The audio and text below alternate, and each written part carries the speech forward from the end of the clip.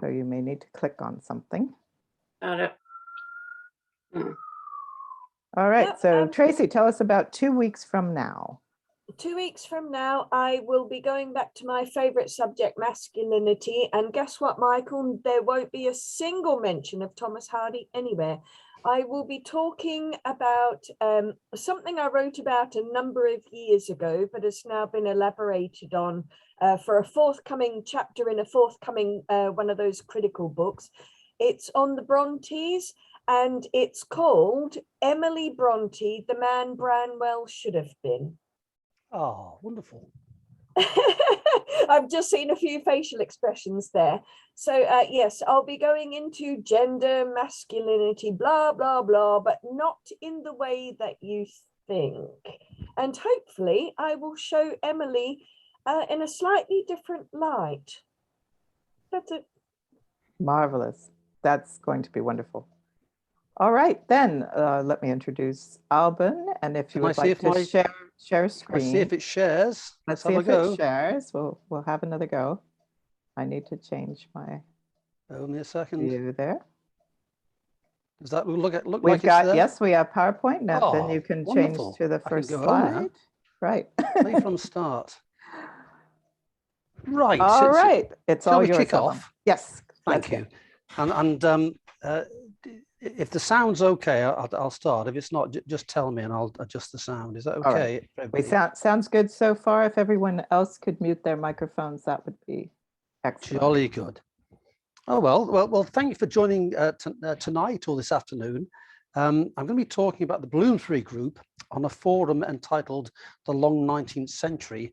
So it's stretching it a bit. But I want to argue that the Bloomsbury Group, which was the most influential between the wars, had its roots in the age of Victoria and can be seen as a reaction against it, so is arguably a relevant topic for discussion.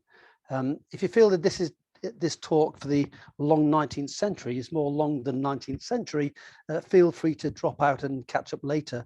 It's divided into 6 unequal chunks to make that possible. Okay, so the title slide. So what is Bloomsbury, or Bloomsbury in a nutshell? Let's begin with a quick summary. Most obviously, it's a place and it's in London, and it's famous for the British Museum and tree-lined squares surrounded by tall and beautiful Georgian houses. It's also a literary and artistic circle, better known today as the group name for the area's most famous 20th century residents. A collection of British artists, writers, intellectuals, including Virginia Woolf, E.M. Foster, John Maynard Keynes, whose anti-establishment views changed the course of modern culture. The members of the Bloomsbury Group promoted free verse and free love. They promoted post-impressionist art and published books via the Hogarth Press. They jokingly called themselves the Bloomsburys after this name was given to them in 1912, but they'd been meeting together long before that to discuss matters of art, literature, culture, and politics, as this still from the BBC mini TV series Life in Squares illustrates. And they were doing so well into the 20th century. This painting of the Memoir Club, begun in 1920 and continuing to meet until 1964, was painted by Vanessa Bell in 1943. It depicts Duncan Grant, Leonard Woolf, Vanessa Bell, Clive Bell, David Garnett, Maynard and Lydia Keynes, Desmond and Molly McCarthy, Quentin Bell and E.M. Foster. And if you look very carefully, on the wall behind are painted portraits of past members of the group, Virginia Woolf, Lytton Strachey and Roger Fry, all who had died by then. And Bloomsbury is also the name given to arguably the most influential movement in art, literature and thought between the wars. It's represented here by a detail of Vanessa Bell's painting of a studio at Charleston in Sussex. And you can't, of course, mention Bloomsbury without quoting the American wit and poet Dorothy Parker, who famously summed up Bloomsbury as living in squares, painting in circles, and loving in triangles. Bloomsbury then could also be used to define a state of mind, a commitment to living by your own sense of values with your own freedom and independence. Bohemianism for posh people, if you like. Amy License's book, by the way, is a good introduction. And that's one section over already.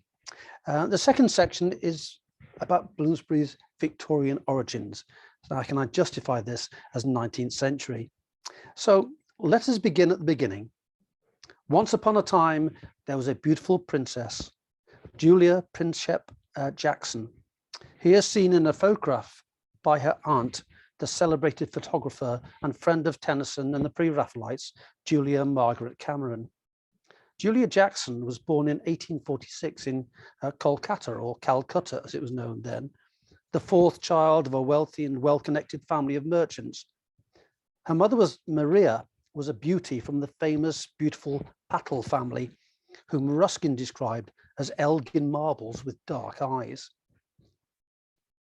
It was clear that Julia Jackson was to inherit some of this beauty, as a whole series of photographs by her aunt Julia Margaret Cameron show.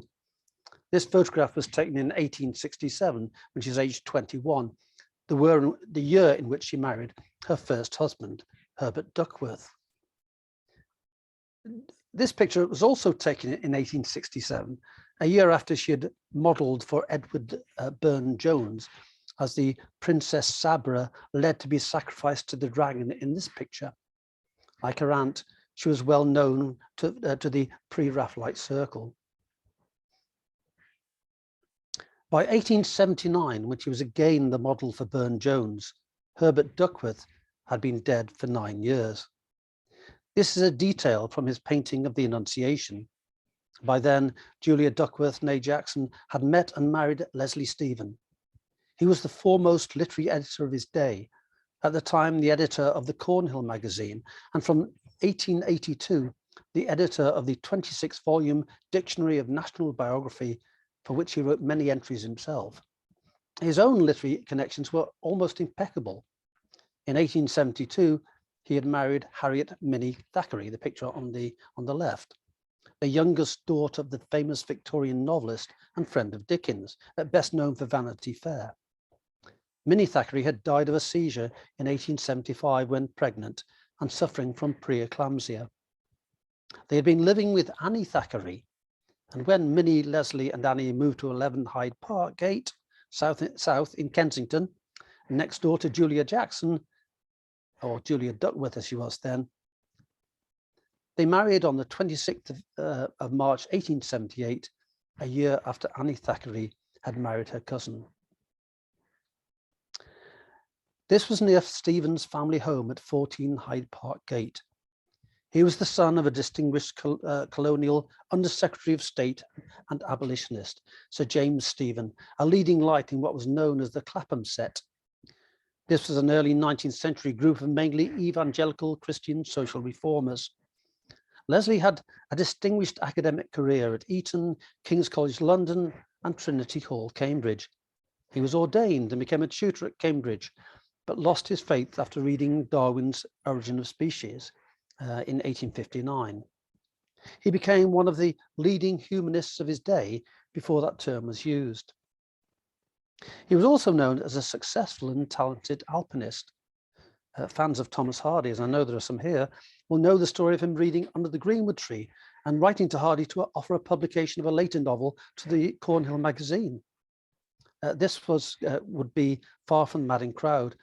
And as I always tell visitors to the cottage, it nearly didn't happen because on a very wet day, the postman gave a bundle of letters to the local children and they ran down the lane and it poured down, and the one letter they dropped in the mud was the one from Leslie Stephen.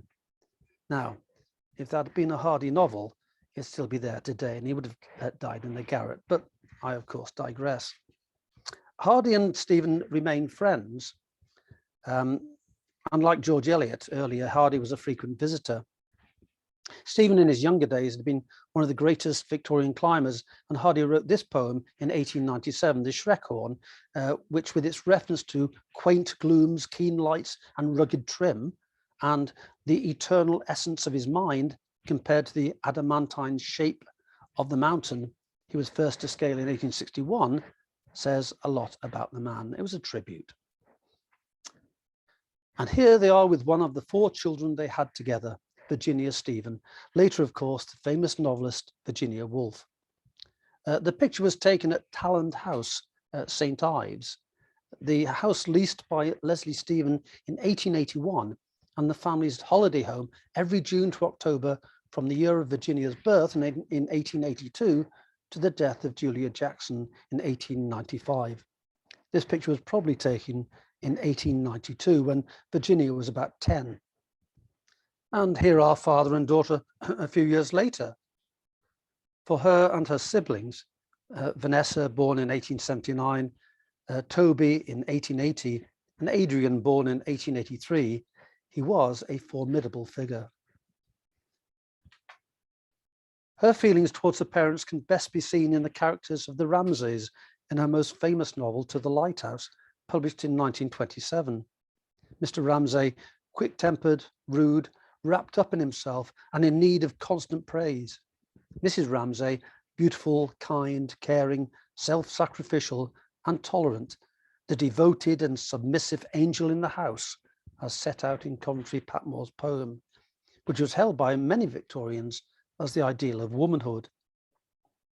As in the novel, Talent House welcomed many distinguished visitors, such as the author Henry James, James Russell Lowell, the American poet and ambassador and Virginia's godfather, and the poet George Meredith. From the windows of their bedrooms, the children could clearly see the Godrevy Lighthouse, which inspired the book's title, even though she moved the location of her novel to the Isle of Skye off the west coast of Scotland. Virginia, as we have seen, was not the only child. Here are the 4 children of Julia and Leslie Stephen at Talent House in 1892. Vanessa, Virginia and Toby, with an earlier picture of Virginia and Adrian above that of Vanessa and Virginia, also playing cricket.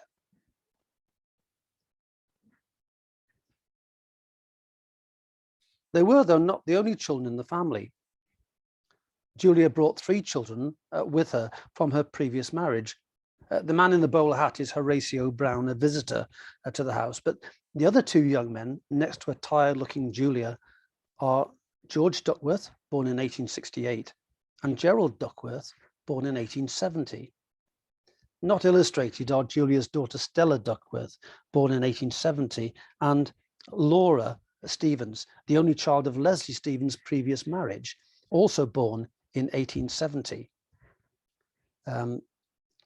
She was the daughter of Minnie Thackeray.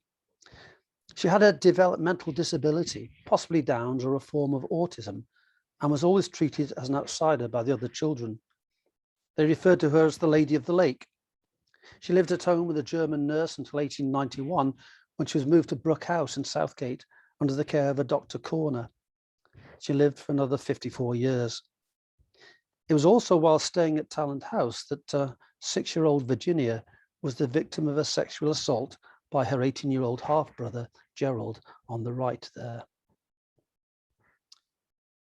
If Talent House was, with this one exception I've just mentioned, a haven of light and sea air, the Kensington home of 22 Hyde Park Gate had the dark interiors associated with so many Victorian homes. It became even more dark and gloomy when Julia Jackson, Duckworth, Stephen, worn out by child rearing and a life of caring for others, died at the age of 49 in 1895. Her last words to 13-year-old Virginia, "Hold yourself straight, my little goat," contain both the affectionate nickname and a sort of rigid concern for propriety that the Bloomsbury group would later rebel against. As her father approached her, she stretched out her arms, but he ignored her and brushed past. The death of her mother would trigger the first of the 5 nervous breakdowns and suicide attempts in Virginia's life. With the death of their mother, the burden of care and the pacifying of the increasingly irascible and emotionally dependent Leslie Stephen fell first on 26-year-old Stella, seen here, in between Vanessa and Virginia. She married Jack Hills in 1897, but she died of peritonitis only 3 months later. The role of the angel of the house, keeper of the family purse, Leslie wanted every penny spent accounted for, and pacifier of her father passed then to Vanessa, now 28. It was not a role to be envied. Can I just ask, are you just seeing my slides on the screen? Oh, yes. If we hadn't been, I would have said yes. Thank you. Everything's great. We're on to section 3 already. Doesn't time fly when you're enjoying yourself? An escape to Cambridge. For Toby, on the other hand, 1899 offered an escape to Cambridge from the oppressive atmosphere of his Kensington home. And 1899 is the first of the 3 most important dates for the birth of Bloomsbury, as we shall see. When Toby arrived at Trinity College, Cambridge, at the start of the Michaelmas term in 1899, seen here on the right, it was still very much a male preserve.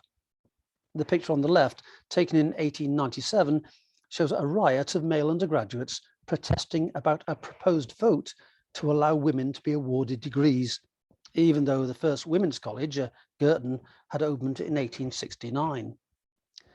The first Cambridge PhD would be awarded to a woman in 1924. Oxford, you will perhaps be pleased to know, would be awarding degrees to women for a good 4 years before then.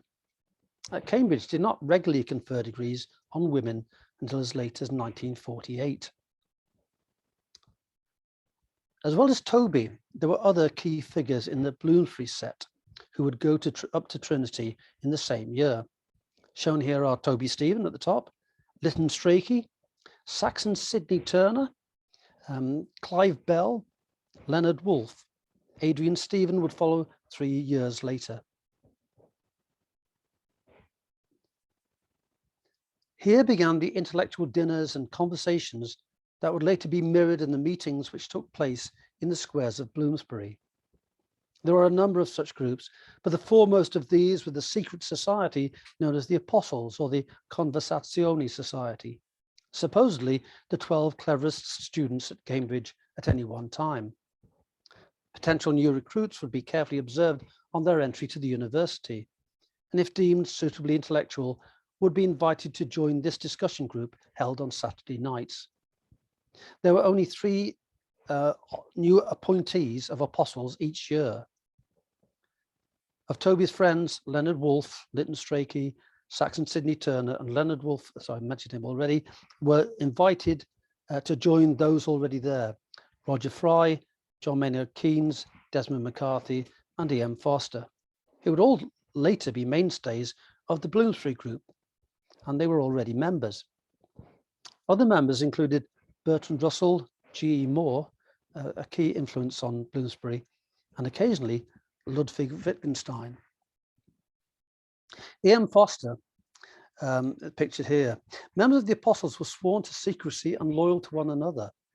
This may account for E.M. Foster's famous remark, which has come to retrospectively characterize the circles of friendship that emerged in the Bloomsbury group.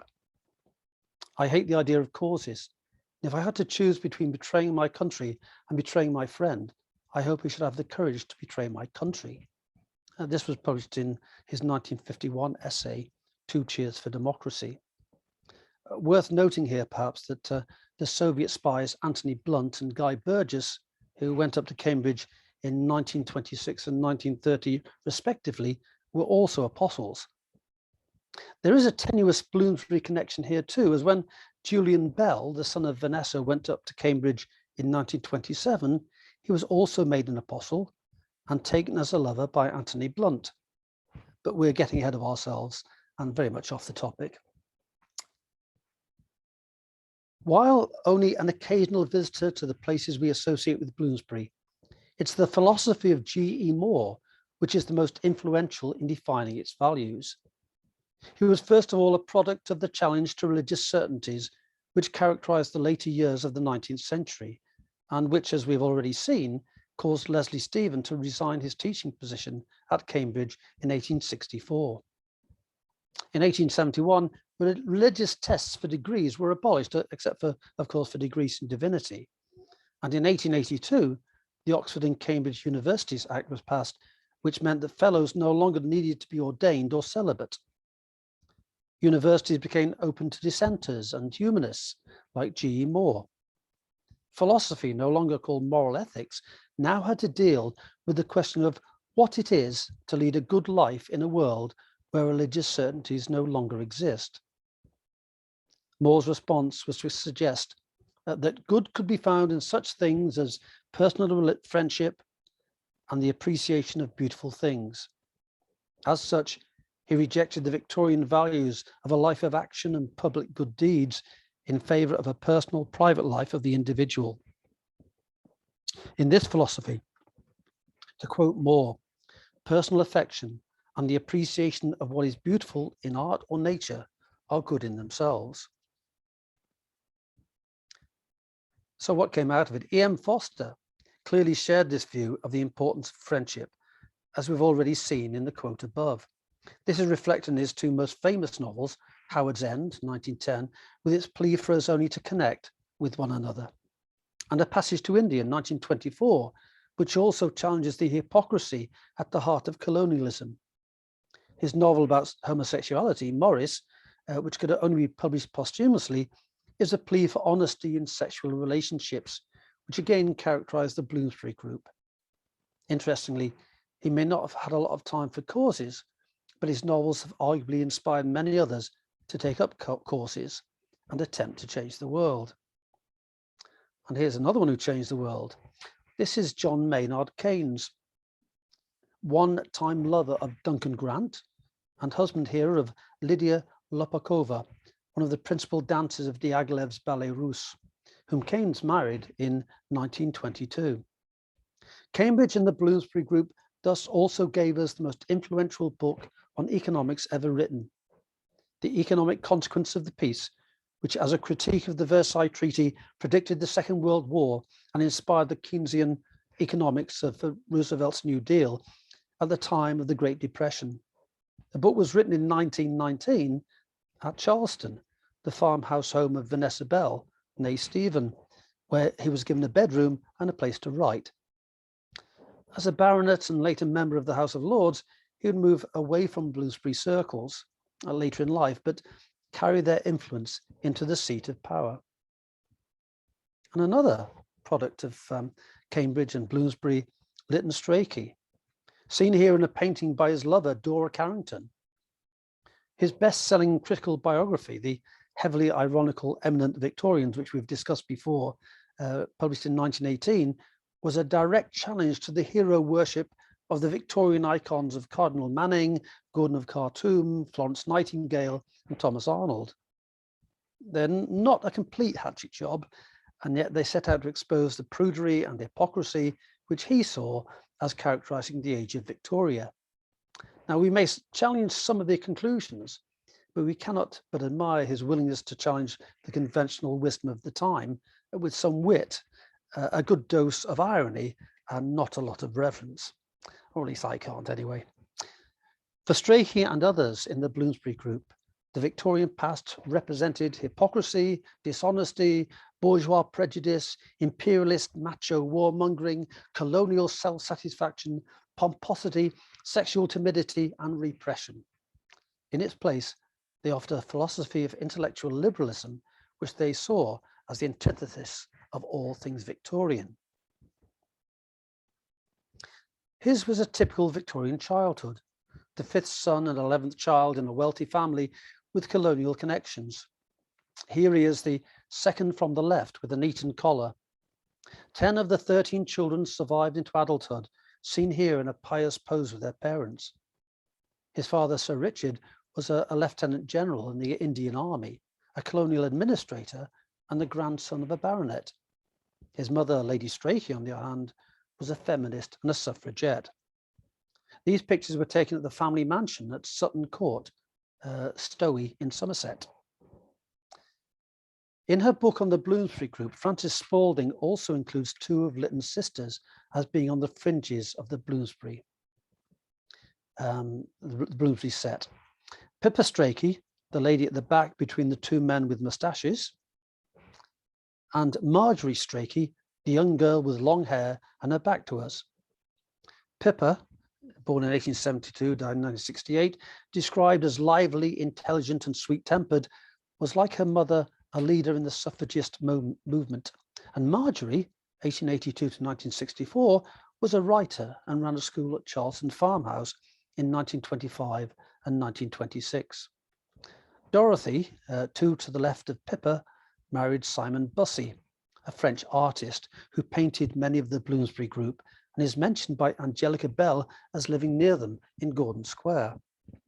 The youngest boy in the forefront of the group is James Strachey, who born in 1887 and died in 1967. He would grow up to be a translator of Freud and, like Adrian Stephen, one of the Stephen children, a psychoanalyst. And I can't help but mention this, as it mentioned Weymouth, the same irreverence towards the Victorian values that Lytton Strachey had shown in his Eminent Victorians was also the motivation behind the famous hoax played on the Royal Navy in 1910. Virginia and Adrian Stephen and their artist friend Duncan Grant, with two others, had dressed up and presented themselves as the Abyssinian royal family to the captain of HMS Dreadnought in Weymouth Bay. For the Edwardians, the dreadnoughts were a potent symbol of imperial power and international prestige. They were welcomed on board with full military honours, were allowed to inspect the fleet, and using a language composed of mock Latin and Greek and borrowed prayer mats, bestowed some fake military honours on the officers present. Nobody suspected until the whole episode was reported in the Daily Mirror, with pictures such as this one, which you see here.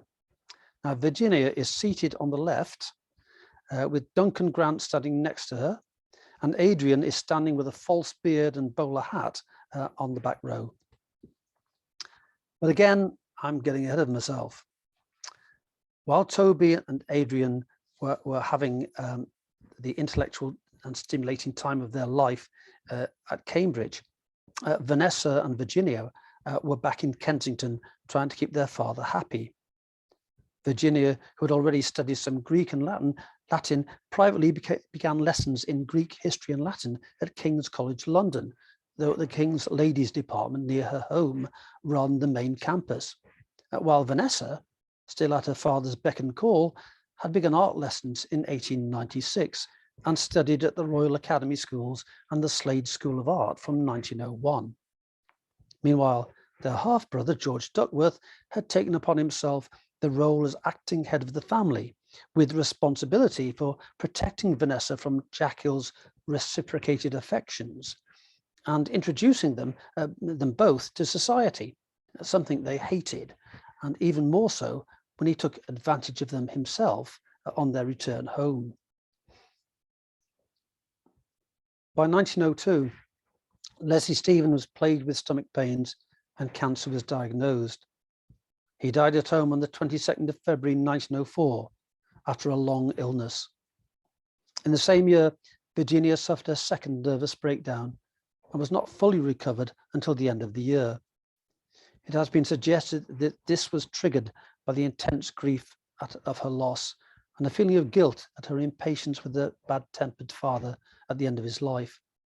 Meanwhile, George Duckworth married Lady Margaret Herbert. Bloomsbury was about to be born. And this is section 4 of 6, Living in Squares. While the death of Leslie Stephen hit the family hard, it was also a cause of great relief. There then followed the second most important date in the birth of Bloomsbury, early in October 1904. After a holiday in Pembrokeshire, Venice, Florence and Paris, Vanessa, Toby, Virginia and Adrian moved to the less fashionable district of Bloomsbury and found a house at 46 Gordon Square.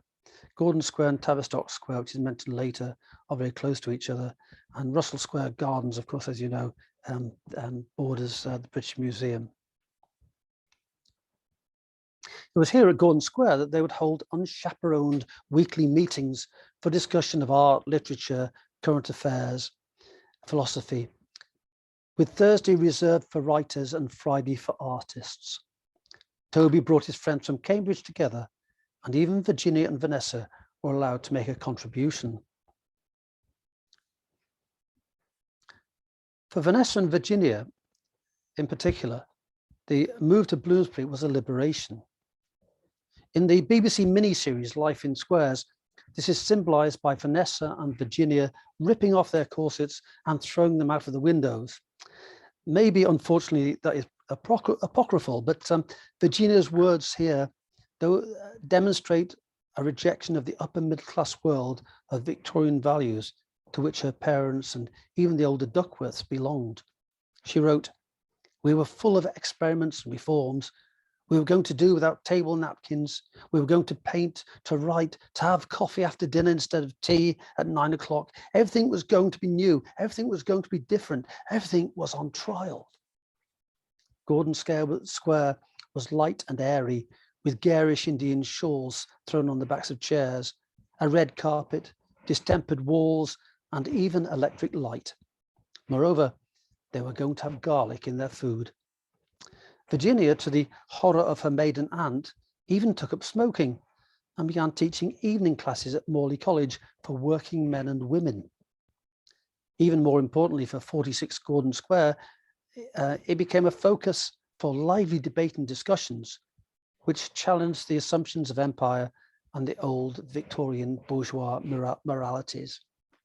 They did, however, retain their servants. The Stephen family here, Vanessa and Toby on the left and Virginia and Adrian on the right, had then made a new life for themselves. In 1906, Vanessa and Virginia and her friend Violet Dickinson travelled to Greece to meet up with Adrian and Toby on holiday. Vanessa and Toby returned unwell, suffering from typhoid.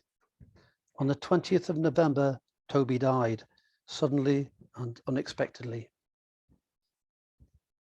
Yet again, their world was shattered.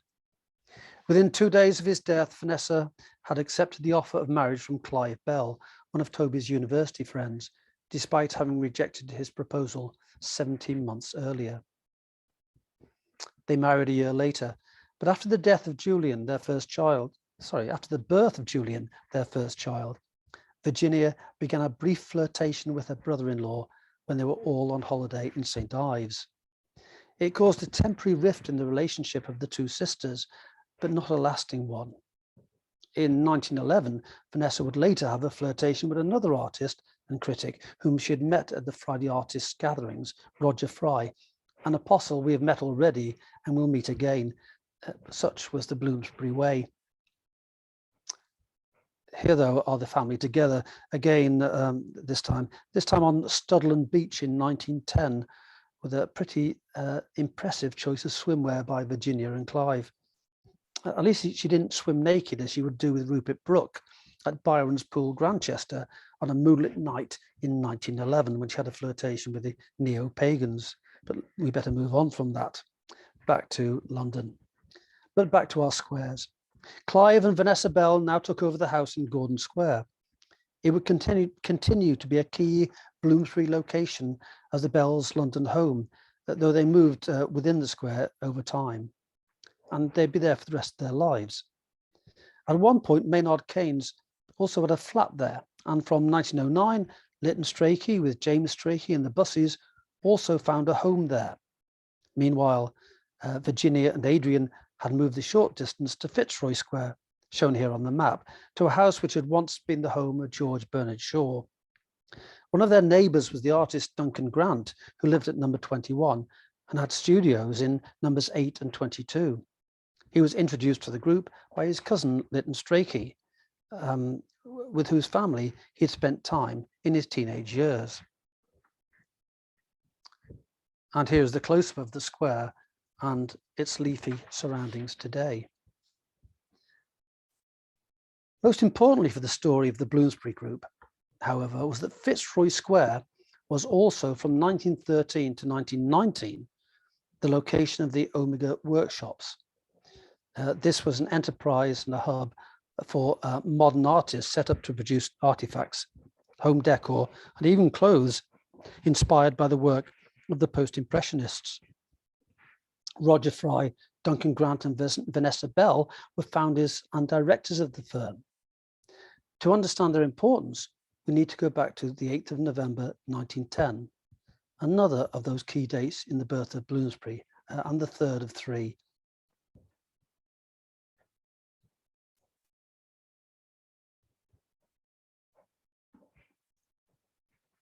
In or about December 1910, human character changed, wrote Virginia Woolf in her 1924 essay, Mr. Bennet and Mrs. Brown.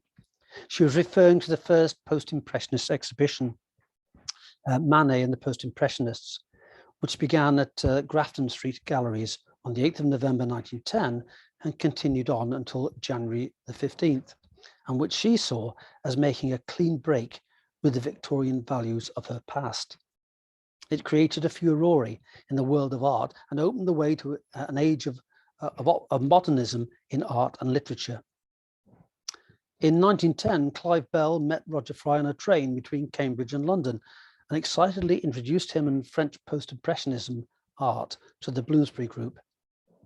In her essay, Virginia Woolf went on to state that this change in human character caused a domino effect. All human relations, she said, have shifted. Those between masters and servants, husbands and wives, parents and children. And when human relations change, there's at the same time a change in religion, conduct, politics, and literature.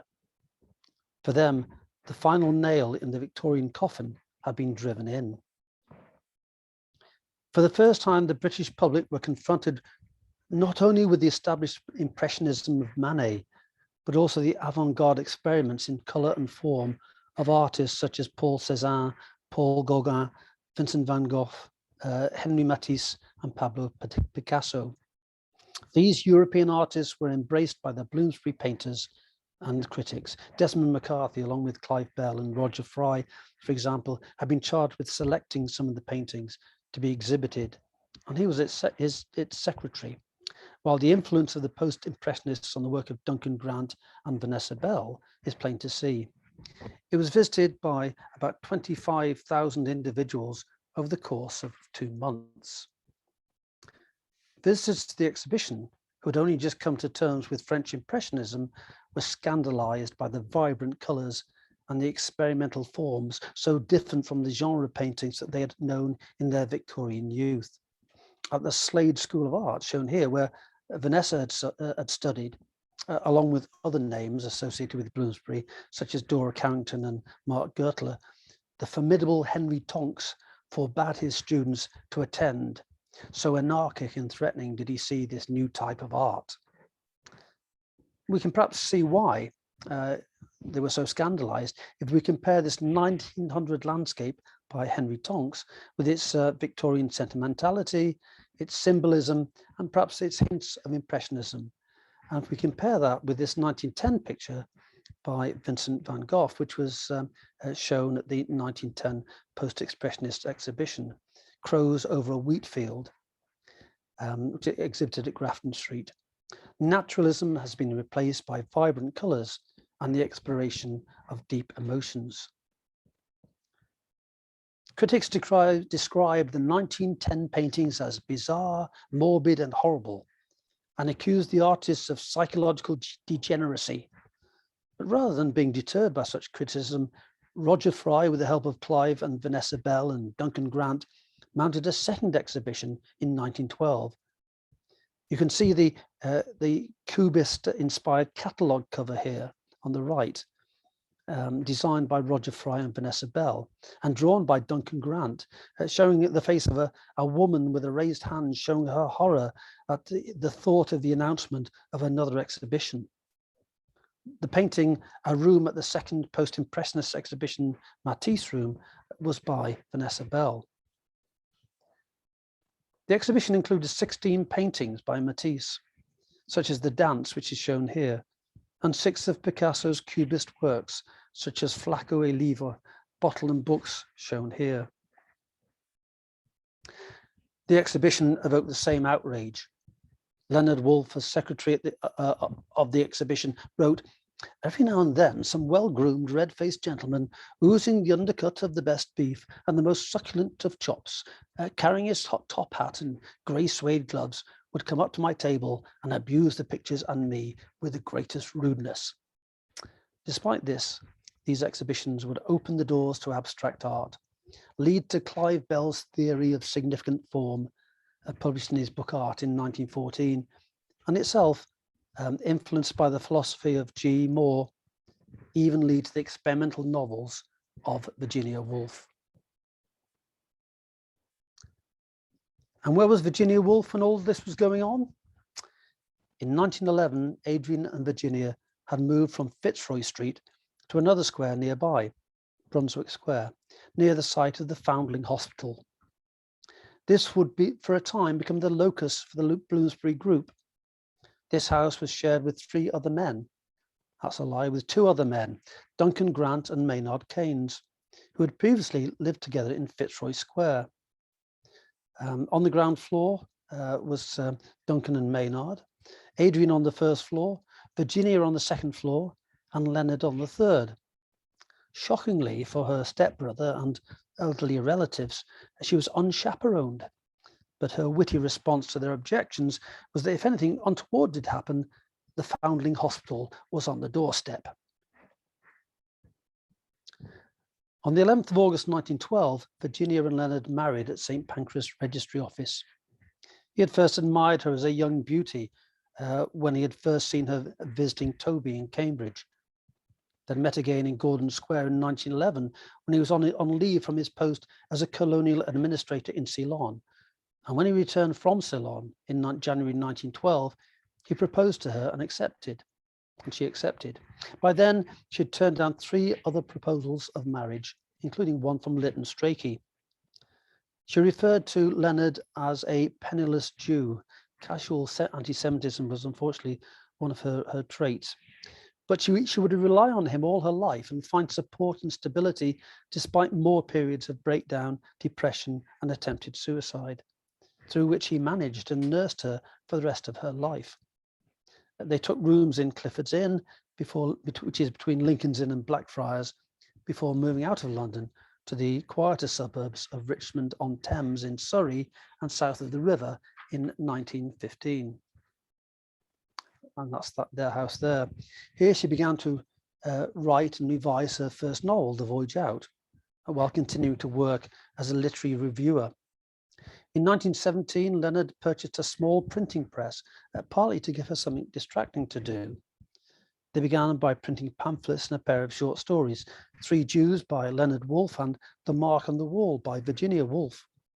They had written them themselves, but from these modest beginnings would grow the Hogarth Press. By March 1924, Virginia was well enough to move back to Bloomsbury, though from 1916 the Woolfs also had a place to retreat to in the Sussex countryside.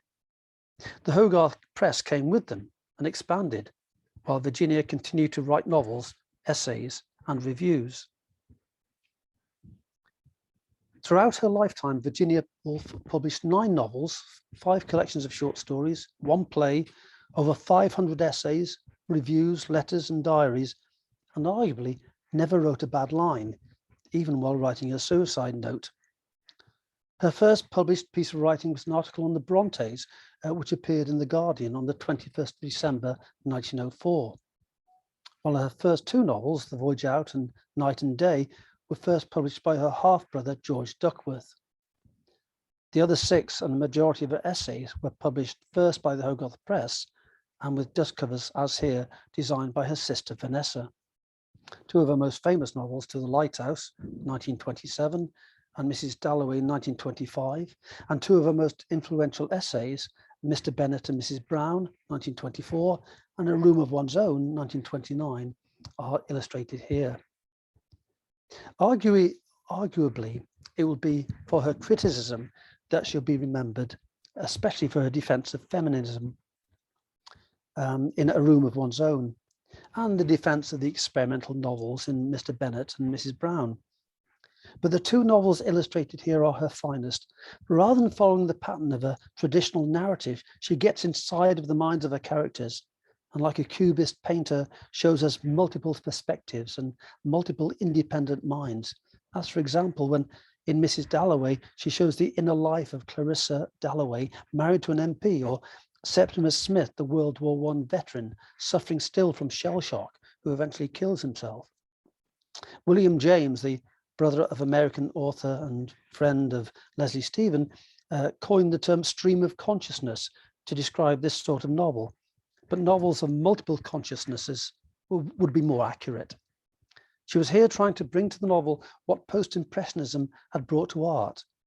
It was originally called The Hours, hence the film of that name, where Nicole Kidman plays Virginia Woolf.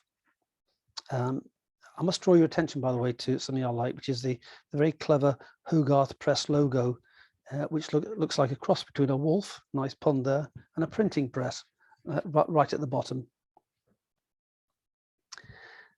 While Virginia Woolf was famous for turning down the publication of another experimental novel, James Joyce's Ulysses, out of snobbery perhaps, as she regarded Joyce as underbred, that's her word, that's vulgar.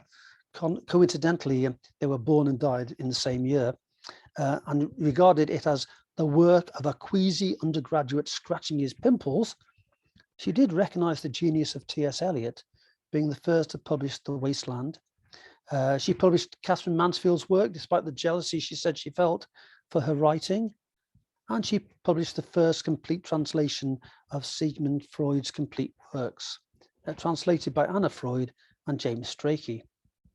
Virginia Woolf is also credited with being the co-translator of Dostoevsky's The Devils, or The Possessed, which was published by the Hogarth Press in 1922. Her house in Tavistock Square is no longer there, having been bombed and destroyed during the war.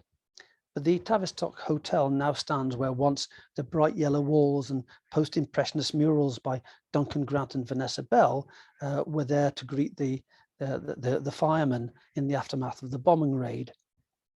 In the gardens opposite, though, is a copy of the famous bronze bust of her by Stephen Tomlin and a ginkgo biloba tree from Leonard Woolf's Ceylon. And if we're going to finish off the squares, we might as well have a look at Woolf's final London square was that at Mecklenburgh Square, a short walk from Brunswick Square and an even shorter walk from Dickens Museum in Gower Street. This was also bombed during the war, but where 37 Mecklenburgh Square once stood, there's now William Goodenough College, where I'm pleased to say I have stayed on several occasions when looking for cheap central London accommodation. And if it's good enough for me, why not? And we're on section 5 already. This, unfortunately, for those who are, is the longest section. It's called Bloomsbury Spreads Its Wings. So out there on the fringes of Bloomsbury, or the Bloomsbury Group, was another locus of London's intellectual and artistic elite, Lady Ottoline Morell, the extravagant and larger-than-life society hostess who would have entertained members of the Bloomsbury Group, as well as others, at her home in Bedford Square. Though she's more often associated with Garsington, in the Oxford countryside. That's her mansion home.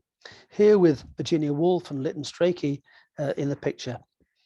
It should also be remembered that when during the First World War, conscientious objectors needed to find government-approved work, she employed Clive Bell on one of her farms there. She's also perhaps best remembered as the model for Hermione Rodici in Women in Love, and perhaps even Lady Chatterley, both of which portrayals ended her close friendship with D.H. Lawrence, who, as you can probably expect, didn't have a lot of time for Bloomsbury anyway. Another society host with claims to be considered a member of the Bloomsbury Group was the popular Edwardian writer and society hostess, Vita Sackville-West. She was married to the politician and diplomat Harold Nicholson, famous as the man tasked with the duty of handing Britain's declaration of war to the German ambassador on the 4th of August 1914. He was the most junior member of the department. Like Vita, he had affairs with people of the same sex, but unlike Vita, they would never be as frequent or intense. Her 1918-20 relationship with Violet Trefusis has been well documented by her son Nigel Nicholson in his book A Portrait of a Marriage, which has subsequently been turned into a film of the same name. Someone who fell under her spell and fell passionately in love was Virginia Woolf. Their relationship was at its most passionate between 1924 and 1928. They had met 2 years earlier at a party given by Clive Bell, and their friendship would continue long after their affair was over. Virginia visited her at her expansive ancestral home of Knoll, which has got 365 rooms, which is a nice number of rooms, isn't it? One for each day of the year, which is, she visited it there, but it's of interest because Vita was unable to inherit it because of her gender. She visited Long Barn in Sevenoaks, where Harold Nicholson and Vita had moved to, and the restored gardens and castle of Sissinghurst, where they then moved on to. In 1928, Orlando was published, about a transgender protagonist, beginning as a 16-year-old boy in the age of Elizabeth, who is reborn as a woman and who, unlike Vita, does end up inheriting Knoll. It was illustrated with pictures of Vita in various historical costumes. Nigel Nicholson, her youngest son, called it a love letter to his mother, and so it was. And then if we're talking about Bloomsbury outposts, what about Lytton Strachey, another bisexual member of the Bloomsbury group, who again illustrates the description of Bloomsbury made by Dorothy Parker of people who loved in triangles. The unrequited love of his life was Ralph Partridge, pictured here. He's seated on the left, who worked for the Wolfs at the Hogarth Press, but who married the artist Dora Carrington, who was herself madly in love with Lytton Strachey. So much so that when Lytton Strachey died of stomach cancer in 1932, Dora Carrington went and got a shotgun and shot herself and killed herself. This picture was taken at Ham Spray in Wiltshire when the three of them were living happily together. Perhaps Dora's happiest years, though, were when she lived here at Tidmarsh Mill in Goring, near Reading, with Lytton Strachey between 1917 and 1924. This again became a meeting place for the members of the Bloomsbury group, and the painting on the left is by her, and the one on the right is a photograph.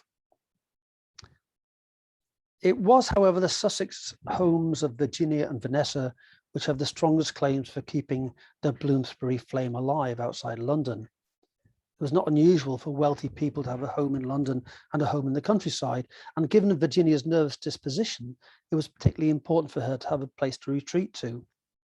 She first visited the South Downs in 1910 with her brother Adrian and fell in love with it. At first, she rented a house in the village of Firle, which she called Little Talland House. Then in 1912, she and Vanessa leased Asham House, a small regency house outside of Lewes, which is shown here. It was to be the setting for her short story called Haunted House, because she believed it was. The painting was by Frederick James Porter, which I've not shown you, so I don't know why I'm telling you that. But it's one which she kept in a house in Monk's House for the rest of her life. So let's get on to Monk's House. If there's one Sussex home we associate with Virginia Woolf, it's Monk's House, in the village of Rodmell, and now in the care of the National Trust. In August 1919, the Woolfs bought the weatherboarded 18th century cottage known as Monk's House in the village of Rodmell in Sussex, and moved in on the 1st of September 1919. While at first this was their holiday home for Christmas, Easter and summer, it became increasingly used as a retreat from London and their near permanent home during the Second World War. When they moved in, Virginia noted that there were no buses, no water, no gas or electricity. There was, however, the tranquility she needed to write, except perhaps for the church bells and the children's voices from the school nearby. Here, there is their sitting room. The famous bust of Virginia by Stephen Tomlin is on the windowsill of the next room, the dining room. She was such an impatient sitter that it took over 6 years to complete, and in fact was never finished. And here's their dining room with a painted tabletop and chairs designed by Duncan Grant and Vanessa Bell in about 1932, who lived at a farmhouse only 8 miles away. Note the personalized VW logo and the painted table.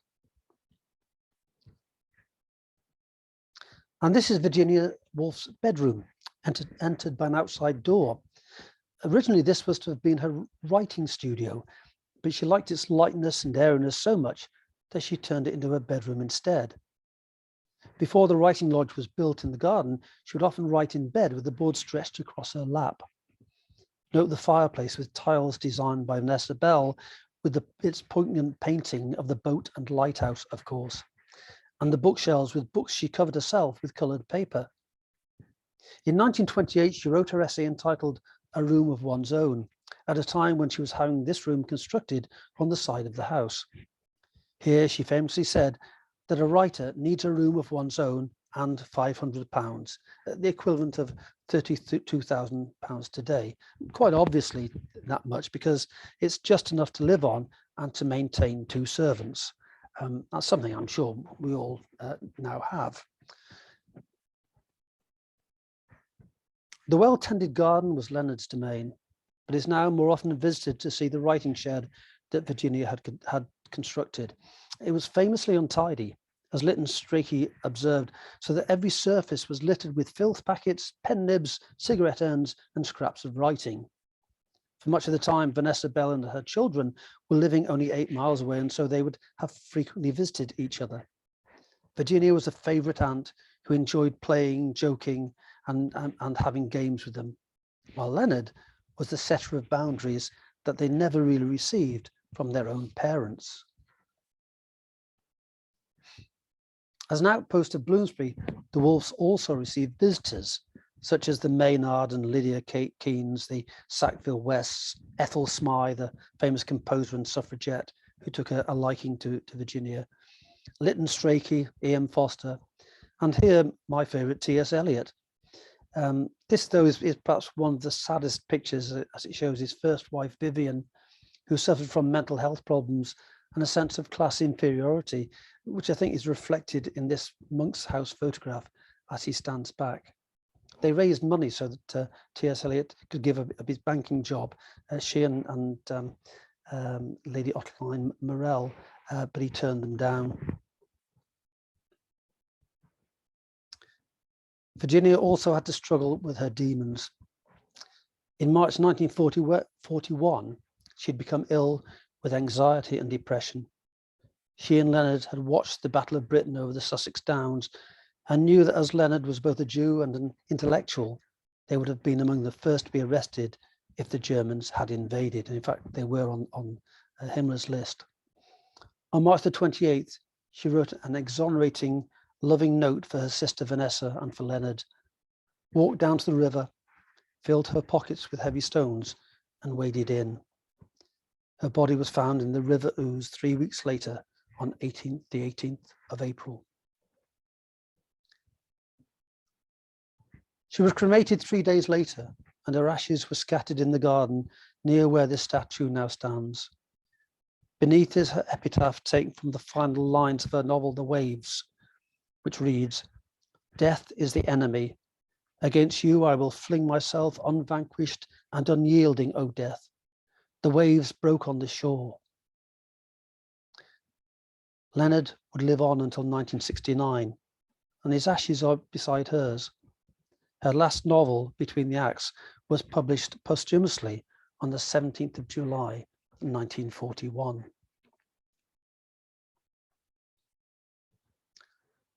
Only 8 miles away, near Firle in West Sussex, was the Charleston farmhouse home of her sister, Vanessa Bell. Virginia herself had made her aware of its availability and, as I said, was a frequent visitor. Today it looks idyllic and is the go-to place for fans of Bloomsbury, with its gardens and pond and flowers and beautiful rooms. And here's another view looking over the pond. In 1916, while still retaining a house in London, Vanessa, 8-year-old Julian, 6-year-old Quentin, Duncan Grant, and David Bunny Garnett, he always wore a coat made of rabbit fur, so he's obviously going to be called Bunny, moved into this farmhouse, whose oldest parts were Elizabethan and much in need of repair. The main reason for this was that it offered an opportunity for the two men, both conscientious objectors, to find farm work. They had previously worked on a farm in Suffolk. So they worked from 12 hours a day, pulling up vegetables and digging and coming home with calluses on their hand. The two pictures here of Vanessa and Duncan Grant are self-portraits. Vanessa was very much in love with Duncan Grant, while Duncan Grant, who had already had affairs with Adrian Stephen, Lytton Strachey and Maynard Keynes, was very much in love with Bunny Garnett. Homosexuality at the time was illegal and would remain so until 1967, when the hastily rushed through Criminal Law Act of 1885, known as the Labouche Amendment, was repealed. It was under this act that Oscar Wilde had been convicted in 1895 and had subsequently spent 2 years in prison. One of the central beliefs of the Bloomsbury Group was that honesty in all things was of paramount importance, and this extended as much to sexual relationships as to matters of politics or religion. This is why they loved in triangles, to quote Dorothy Parker again. This ménage à trois seems to have worked well if these two paintings of that time by Duncan Grant are anything to go by. On the left, Bunny Garnett is shown translating Dostoevsky into English. His mother Constance is shown, his mother Constance, born in 1841, was the foremost translator of Russian literature in this country, and his father was a reader and publisher. While the painting on the left shows Vanessa painting, while David Garnett is writing, and that was my favorite painting at the recent Duncan Grant exhibition at Charleston. Bunny Garnett was also a novelist, and most famous for writing Aspects of Love in the 1950s, which was turned into an Andrew Lloyd Webber musical, and in Dorset for his novel The Sailor's Return, set in the pub of the same name in Chaldon Herring, also where Stephen Tomlin lived for a time. This web of relationships, however, was complicated, and complicated by the birth of Angelica Bell on Christmas Day 1918. She was the child of Vanessa and Duncan Grant, but grew up believing that she was the daughter of Clive Bell, who seems to have been more paternal than Duncan could ever be. If that was not complicated enough, on the day that Angelica was born, David Garnett was present, and shortly after wrote to a friend, "I think I'm of marrying it. When she's 20, I shall be 46. Will it be scandalous?" In May 1942, when Angelica was 24 and David Garnett 50, he did marry her. He had begun an affair with Angelica in 1938, while his wife was still alive. She died of breast cancer in 1940. And literary detectives will be interested to know that he first took advantage of Angelica in a spare bedroom in the house of H.G. Wells. There are two very good books I'd recommend for the inside story of the Bloomsbury Group from a children's perspective. There's Quentin Bell's Bloomsbury, which is 1968, and Deceived by Kindness by Angelica Bell in 1984. And what of Clive Bell? Despite his marriage to Vanessa proving to be unsuccessful, he kept on good terms with Vanessa, would frequently visit Charleston with a mistress in tow, and took up residence there in 1939. He also continued to have rooms in Gordon Square and would take Vanessa and the children to Cleve House, the family home at Seend in Wiltshire. It's thanks to his money, inherited from a wealthy mining family, that Vanessa and Duncan were able to continue living at Charleston. The painting of Duncan and Clive enjoying a sociable evening together at Charleston over a glass of wine, date unknown, is by Vanessa Bell. And here he is earlier with Roger Fry and Duncan Grant witnessing Lytton Strachey's getting a haircut sometime in the 1920s. When Clive Bell returned to Charleston to live in 1939 because of the war, he would have found it overflowing with the art of Vanessa and Duncan on every available surface. Here is Clive's bedroom and bathroom. This covering of every surface with paint can be overwhelming, but it's very much in keeping with the Omega workshops of 1913 and the philosophy of G.E. Moore. Art, they believed, did not belong only on a canvas and behind a picture frame. Rather, they believed that the celebration and joy of art should extend into every part of our lives. As G. Moore said, the appreciation of what is beautiful in art or nature are good in themselves. And here, a picture of Duncan Grant's studio. You may recognize the mantelpiece from the opening slide. And the same from another angle. And here's the detail of the mantelpiece, which you've seen already as the opening slide for this presentation.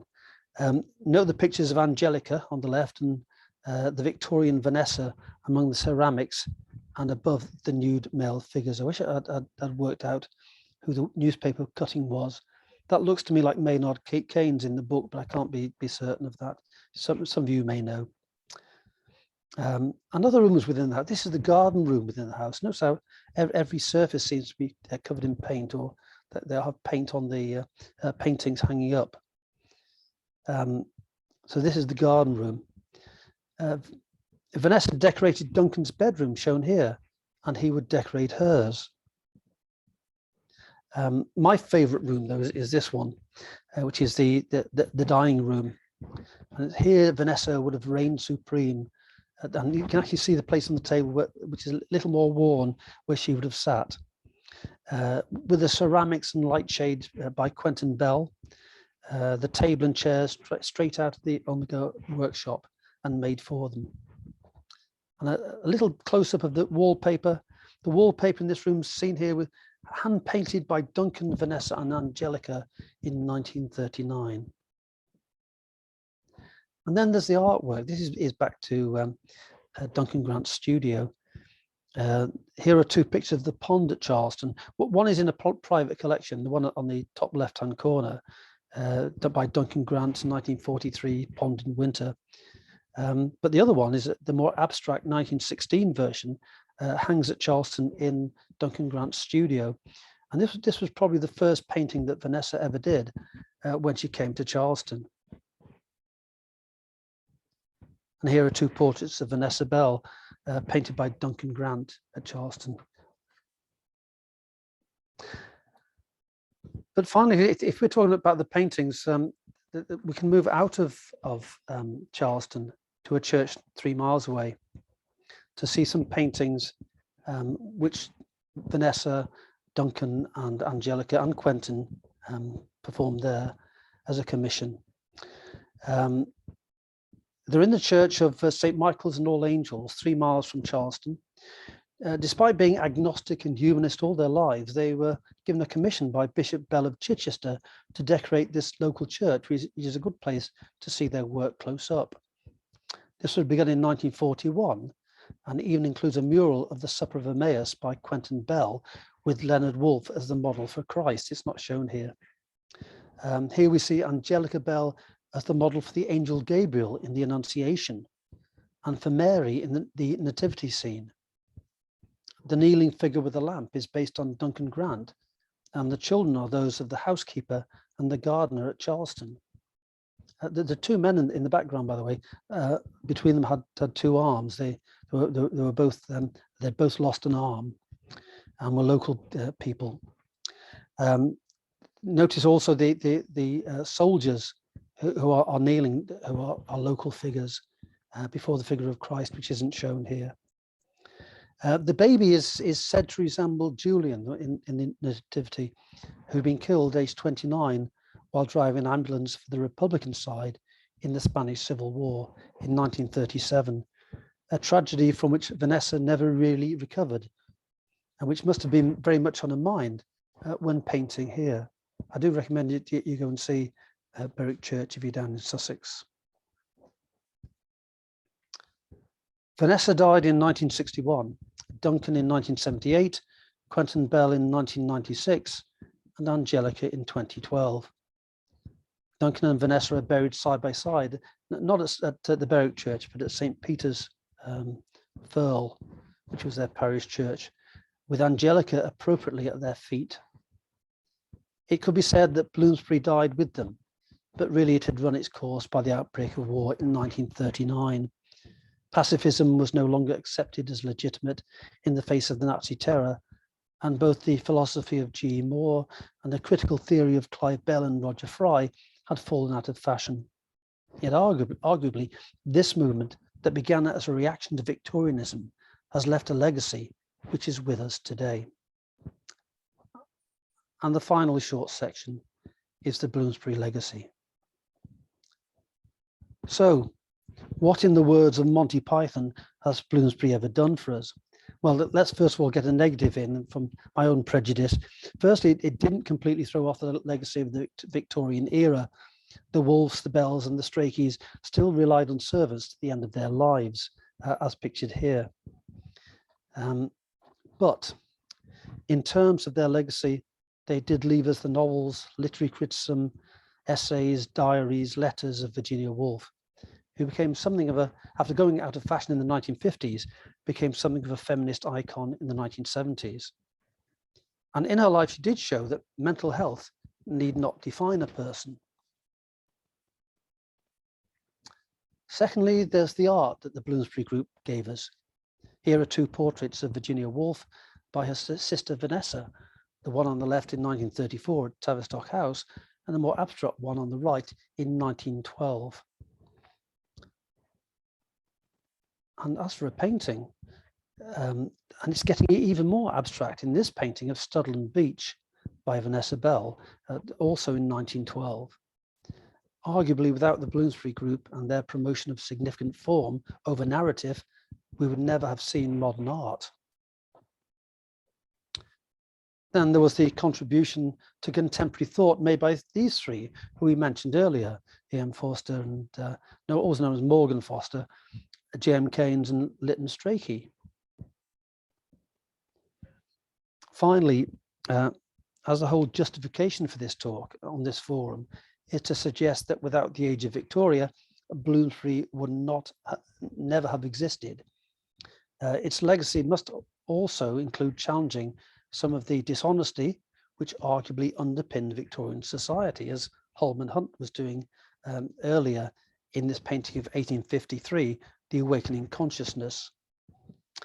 Bloomsbury challenged the prejudices about women, about gay, lesbian and bisexual people, about the individual's right to choose. Because they were close to people in power, they made bohemianism, and because they were never going to die in poverty, they made bohemianism and radical ways of thinking respectable.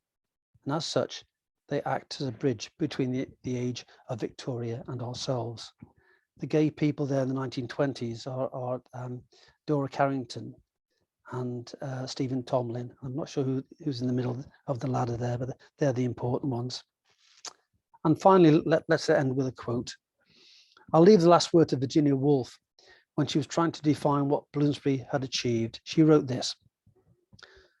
There was a letter to Gwen Raverett, whose husband was a painter, on the 1st of May 1925, about Bloomsbury. Where they seemed to me to triumph is in having worked out a view of life which was not by any means corrupt or sinister or merely intellectual, rather ascetic and austere indeed, which still holds and keeps them dining together and staying together after 20 years. And no amount of quarrelling or success or failure has altered this. Now, I do think that this is rather creditable. In the end, then, it comes down to the celebration of friendship, the search for knowledge and good discussion, just the sort of thing that this group themselves set out to achieve. So thank you for listening. I rest my case. Thank you so much, Alban. That was brilliant. And if you can tell me how to... just stop share under... Right, so we're getting rid of that. End show.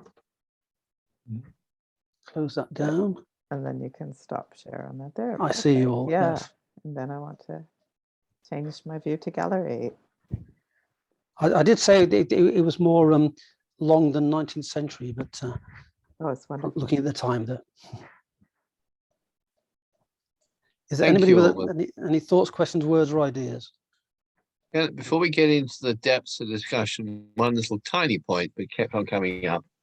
Your pronunciation of Strachey. Keynes. Oh, Strachey. How do you pronounce Strachey? Strachey. Right. No, I just say Strachey. Right. That's what I've always heard, but I didn't understand where you got Strachey from. I was just curious. I've always called him Strachey as well. I think it must be the excitement of doing this. You said Strachey. Yeah, quite possibly. And Keynes. Okay. I mean, how are you with Keynes? I've always. Oh, Keynes. It is Keynes as opposed to Milton Keynes. Yeah. And Strachey. Quite a different concept. Yeah. Very interesting family, though. Fascinating book, that actually. I read it at Oxford and kept my copy. Which one's that? The economic consequences. Oh, yeah. World changing. Yeah.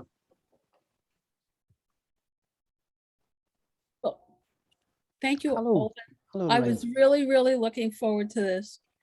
I am blown out of my socks. This was terrific. Thank you. That's the right thing to say. 10 out of 10. Excellent. Thank you so much. It's been an interest of mine. I mean, relatively recently, and not just because I've just led a holiday on it. When I first came down to Dorset, I came down leading 3 literary Dorset holidays.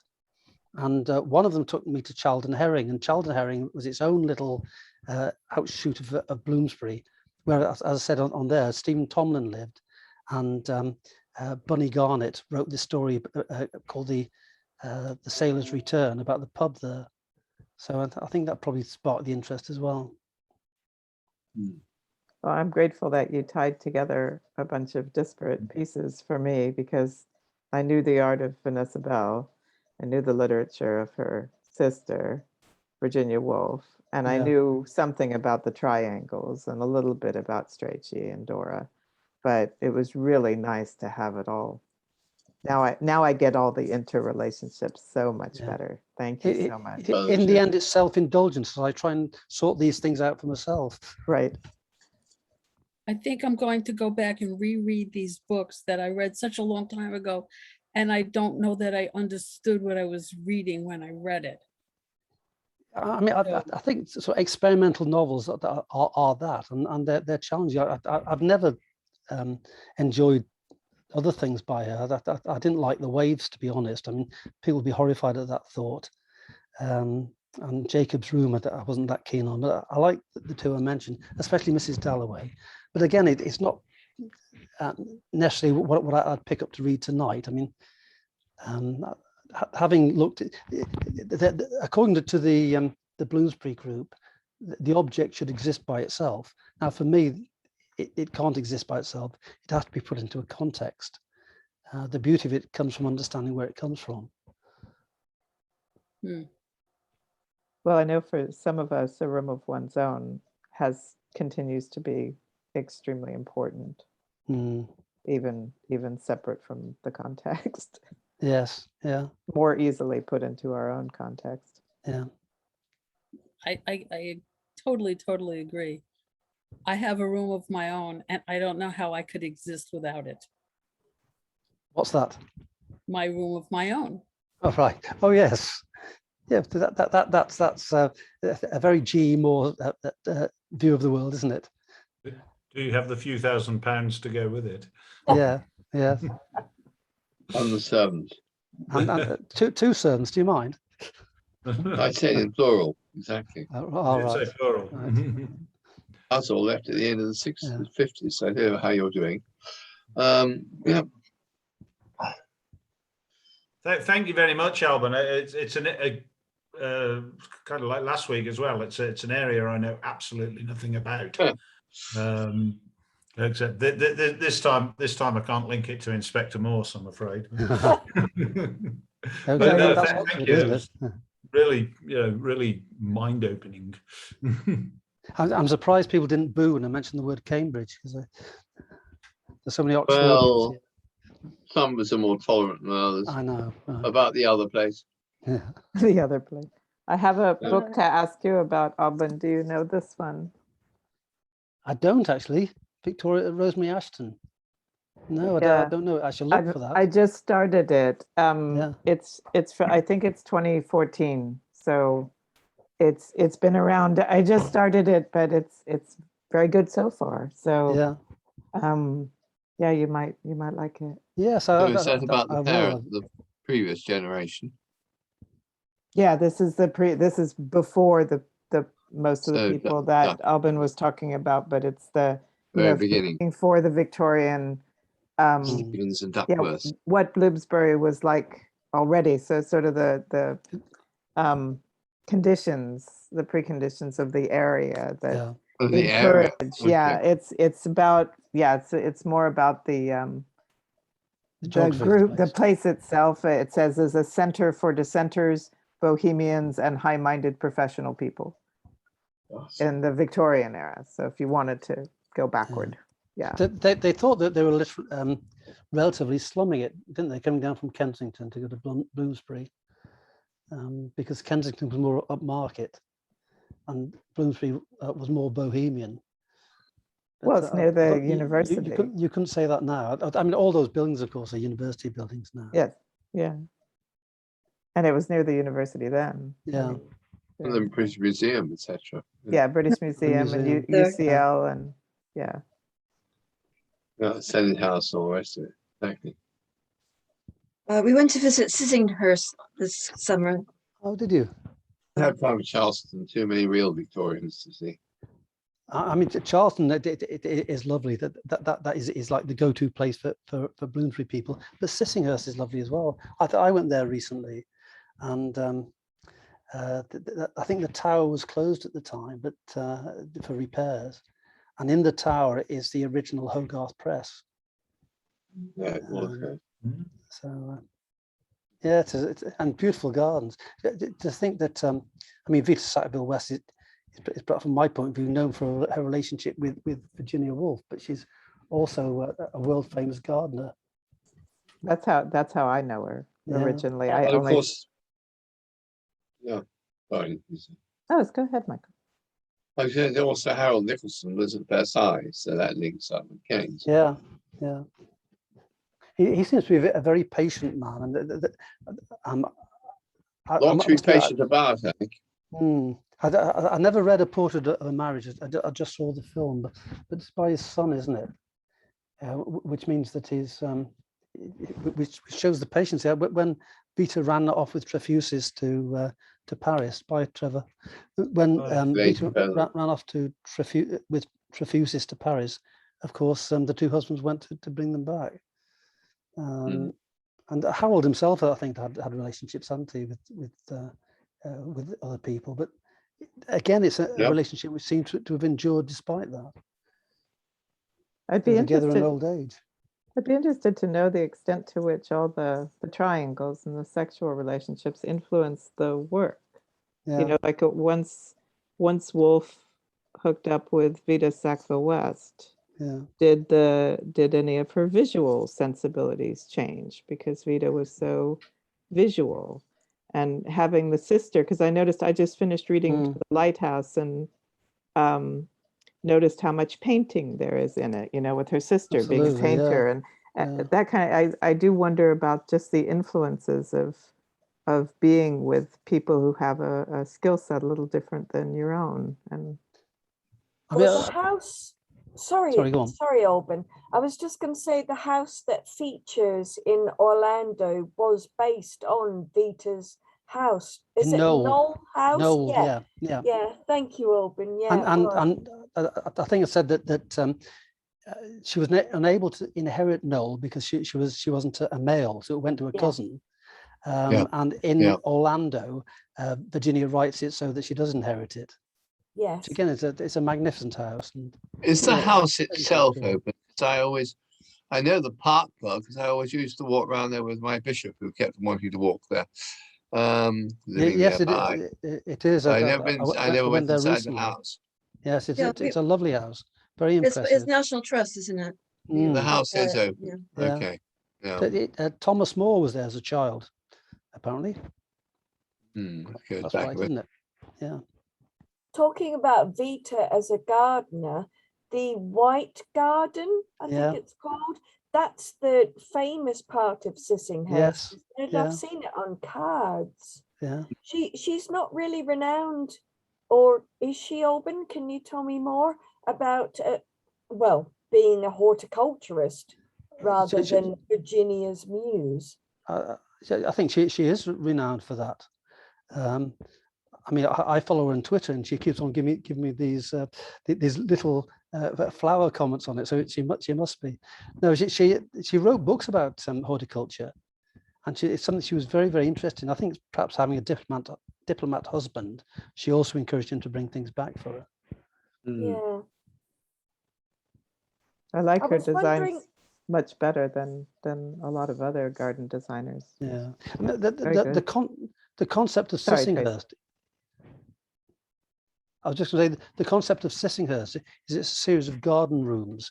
There is the big tower, but it's a house which was destroyed during the Napoleonic Wars when they kept Napoleonic prisoners there, and they ripped everything up to burn and keep themselves warm.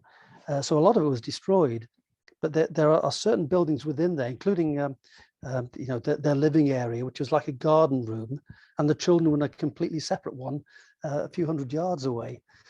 But it was like living surrounded by a garden on all sides. And was Gertrude Jekyll part of that as well? Jekyll, yeah, Gertrude Jekyll. Yes. Yes. Yeah. I presume Gertrude Jekyll and Peter Sackville West would have known each other, being contemporaries. Yeah. We should do a talk on Victorian gardens. Yeah. Alban, I was wondering, the elephant in the room maybe, or conspicuous by his absence, Siegfried Sassoon, especially when you mentioned Lady Ottoline Morell. I thought, oh, here comes Sassoon. Well, I was very tempted to throw in my hero, and he was obviously part of the Lady Ottoline Morell set, and came under her influence. I mean, she was a society hostess, and she interacted with the Bloomsbury group, but she also interacted with other people. Her husband, of course, being Philip Morell, was a liberal pacifist MP, which is how Sassoon got involved with them. And he often stayed at Garsington. While we're on the subject, Russell. Sorry, Siegfried Sassoon. Today is Wilfred Owen's anniversary. Yes, yeah. Yeah. Right. This is the day that was the day that the day he died, and the 11th was when Susan Owen received the letter. Exactly a week ago, as the bells were rang. chiming. All the bells of Victoria were chiming. Exactly. Yeah, absolutely. Yeah. I'm sorry that I couldn't remember the name of the Russian artists who were in the 1912 exhibition, but there were some Russian artists. In fact, I wrote them down. Kandinsky? I wrote two names down I could find. I've never heard of Natalie Goncharova, Mikhail Laonoko. Does that ring a bell? Maybe the Ukrainians, so they might know them. I don't know. Go on. I always think that the British post-impressionists were a bit different from the European ones. European ones, to me, often did seem to have a message and a cause behind them. I mean, look at Guernica, for example. But Clive Bell and Roger Fry were very into the idea of significant form is the important thing. Form and line and putting two colours together, and the effect it has on the artist or the person who's looking at the viewer is more important than any message you might get from a painting, which is of course where abstract art comes from. I mean, Martin will know more about this than me. And it all ties in with the philosophy of G.E. Moore that beautiful objects are in themselves good, which isn't too far from what the aesthetics were doing at the end of the 19th century, is it? I wrote that in the chat, actually. I said he was a precursor of Wilde. Yeah. Well, and even the arts and crafts movement, go to William Yeah, Morris. yeah. Say, have Yeah, nothing in your house quotation. Yeah. That you Yeah. perceive to be beautiful or useful. Yeah. Oh, just like this group. The but there's a difference between the arts and crafts movement and the Omega workshops. Omega workshops wouldn't necessarily make everything on site. They would get artists in to do it, or craftsmen in to do it. So those three major artists wouldn't actually do everything themselves. Whereas you think that William Morris and the people around him were very keen to produce everything themselves. They would get, like the arts and crafts movement, they were very much against the machine age. But there was less individuality, I think, in the Omega workshops than the arts and crafts ones. That's the irony, though, isn't it? Against the machine age, but yet he's most famous for his textiles. Who is? William Morris. Morris, yes, yeah. Well, that's true, except that it was Yeah. on a different scale. Yeah. It was on a very different scale. So you're right. I mean, But I think that's where the hedge is. from a This is political Martin point doing a of view, talk on him. I Martin's think. talking Morris? about- Isn't Martin giving a talk on Morris? You mean Who is he? upcoming? Yeah. Um, Am I getting yes, he myself is. No, you're absolutely right. December 9th. Yeah, because Yeah, December 9th. Having started that William Morris's Appreciation Society group on Facebook with 15,000 members, I Wow. find it impossible to find anyone who wants to talk on Morris. Oh, Martin will be talking on Morris right But after he talks Martin's about finally doing Rossetti. it. Martin's Yeah. doing 2 in a row in December, the first 2 Yeah. in December, Rossetti and then Morris. Perfect. Yeah. But politically, Morris and the Bloomsbury group was certainly the Wolves was similar, because they were all members of the Fabian Society and would go to Labour conferences and so on, which seemed to be at odds with it, their ideas against action rather than. Was Morris ever a Fabian? He was a Socialist League. Was he? I always thought he was far he too a Fabian radical for the before then. Fabians, I think. Right. Okay. More somebody should give a talk on the Fabians. Actually. Yeah. But Virginia, Leonard Woolf stood as a Labour candidate for the universities. He didn't get in, but he stood for them. They were all sort of wealthy backgrounds, weren't they? Yeah. Yeah. Yes. Like various lifestyles. Socialism was servants, exactly. Yeah. Yeah. we better not go down that road. No, Michael. probably. No, probably not. What's that? These Sorry. are the final points. Yeah, absolutely. And have a long history, that concept too. Yes. Yeah. Yeah. Were there any comments in the chat that we didn't pick up? Yes. A lot we of were- the chat. We were talking, mostly Tracy and I were talking about things just as you went along. We were glossing. Is he still going on, did it say? No. I It's will just check. while you were talking, we were glossing while you were Right. talking, chatting about things. But what tended to happen there was that as soon as we'd start on something, you'd mention it and Yeah. answer any question that that had emerged. So there isn't anything, no questions from the I'm chat. going to ask a question, if I may. How do you see the interrelationship between their art and their literature? Very much so. The art was always ahead of the literature, but the experimental novels of Virginia Woolf were trying to do in literature, in stream of consciousness, what the Cubists were doing, but by showing multiple perspectives, by showing the mind rather than just genre, rather than just a narrative. So without the art, she wouldn't have written the novels, I don't think. But certainly without, that's why she said in 1910, human nature had changed. And it had an impact on her writing as well. Now, it didn't last, of course, because experimental novels went through a phase and then people have moved on. But the same is true of art. And I guess my underlying question, if I may, just one more, is how much, Mm. I mean, you give the impression that a great deal of it was grounded in a reaction against Victorian Yeah. upwards. I mean, Virginia Woolf, if I'm wrong, had a very difficult time with her father. She was ambivalent, really. I mean, when he Complicated died, she was relationship. full of grief and Yeah. sorrow that she had been less than patient with him. But she had a very hard time. I think Vanessa got the brunt of it because she was the eldest. But she felt just like Mr. Ramsay in To the Lighthouse. He's a man who could be very irascible. Sorry, your question, Michael, you were going to say. Well, I was just trying to point out this.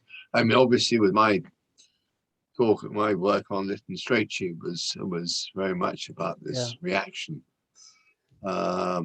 anti-Victorianism. Yeah. And how much, I don't know how to quite word this, but it's a question of making a positive out of a negative, I guess. I think that the point I made about the awakening consciousness, which is the Holman Hunt painting, shows that there was still a reaction within Victorian times about the bad side, the dark side of their society, even then. Oh, really? But I think the Bloomsbury group took it to extremes. I mean, they weren't just pacifists; they were anti-war. There's a very rude quote from Lytton Strachey, you probably know, but there's also Virginia Woolf condemning it as a sort of a male escapade in macho warmongering.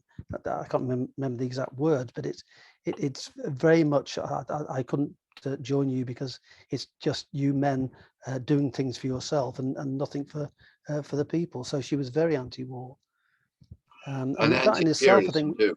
And when you think that Leonard Woolf had worked as a colonial administrator, that Strachey's family were colonial administrators.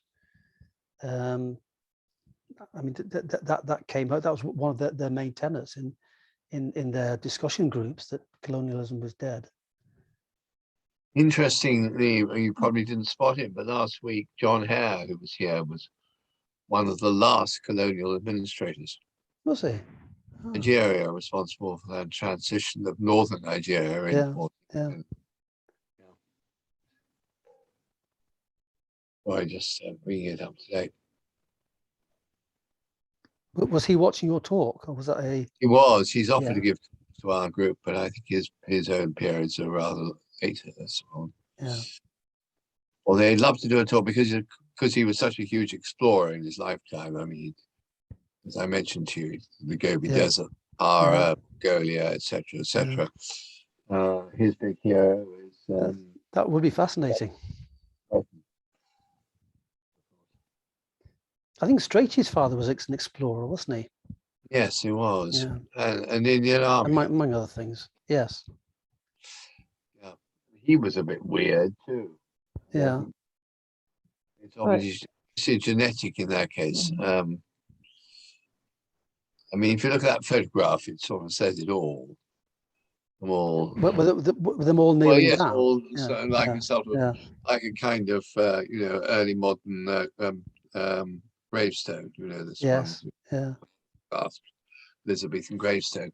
They were a very, very strange family, and I guess I mustn't hog this, but this whole question of Freud and psychoanalysis and the whole growth of psychology is a huge métier for the whole Bloomsbury.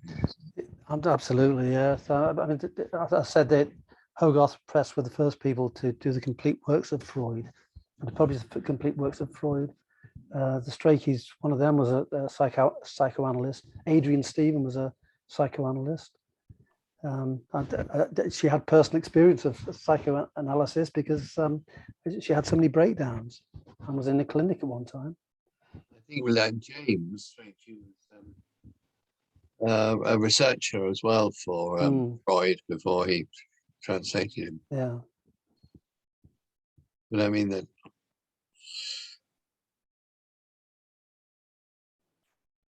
So many cross currents in all this. Absolutely. Well, I'm sorry So- to shut this down, but I need to turn off the recording, I think, to make it record on mine. And I have a meeting I need to attend, so I can Okay. pause the recording now. I think you can all stay in the room. I wonder why Lorraine's so fascinated by them. If you'd like me to do something, Lisa? if No, you I'd have- like to know why you're fascinated by them all. Yeah, but somebody needs to host, I guess. Yeah. Does Lisa have to get off to a meeting? Did she say? Lisa Yeah, has to go. I'm afraid so. So Yeah. I can stop the recording. I Call it just need a to day. make sure the Do recording ends up that, on my do that, machine. yeah. So